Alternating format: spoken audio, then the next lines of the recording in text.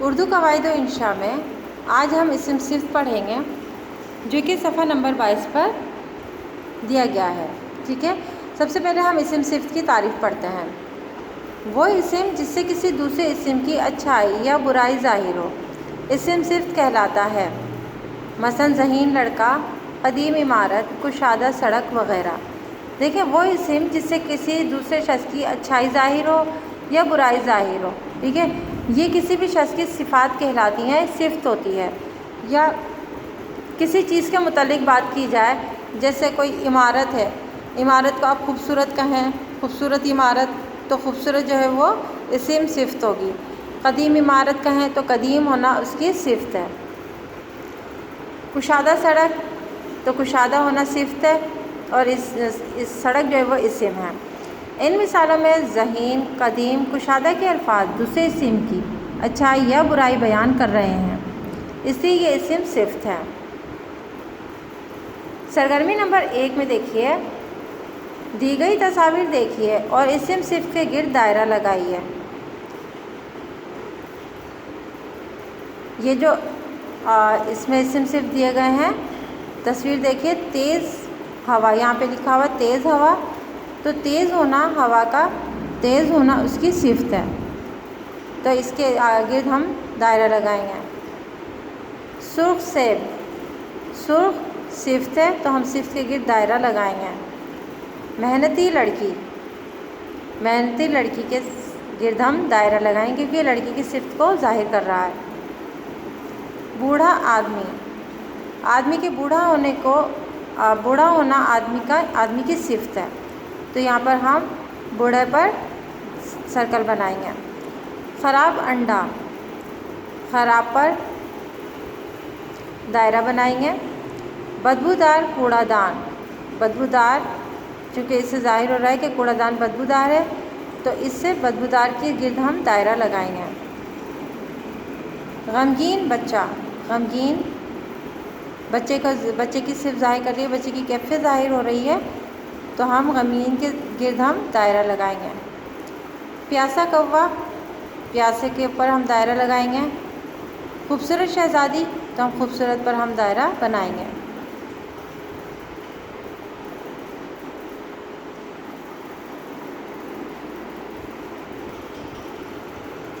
صفحہ نمبر 23 پر دیکھیے، سرگرمی نمبر 2، دیے گئے الفاظ کے ساتھ مناسب اسم صفت لگائیے. اب نمبر 1 میں دیکھیے خالی جگہ ہے، پھر آگے ہے اسم حکمران. ٹھیک ہے، حکمران کے ساتھ ہم نے جو صفت استعمال کی ہے وہ ہے ظالم. نمبر 2، خالی جگہ کے ساتھ رعایا لکھا ہوا ہے، تو خالی جگہ میں ہم نے رعایا کے ساتھ جو صفت استعمال کی ہے وہ ہے مظلوم. نمبر 3، خالی جگہ کے ساتھ لکھا ہوا ہے قبیلہ، تو ہم نے قبیلے کی جو صفت ہم نے ظاہر کی ہے وہ ہے جنگجو، یعنی ہر وقت جنگوں میں مصروف رہنے والا قبیلہ. نمبر 4، خالی جگہ کے ساتھ لڑکے کا اسم دیا گیا ہے، ہم نے اس کے لیے اس کی صفت استعمال کی ہے رحم دل.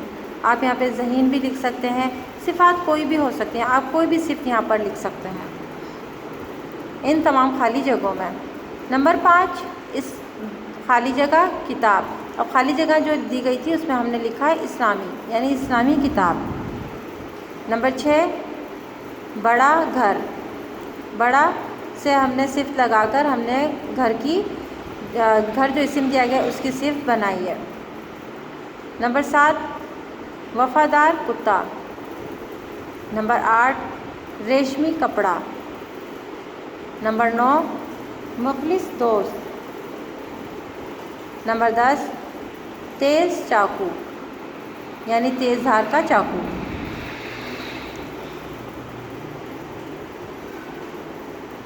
سرگرمی نمبر 3 میں دیکھیے، مندرجہ ذیل جملوں کو مناسب اسم صفت لگا کر مکمل کیجیے.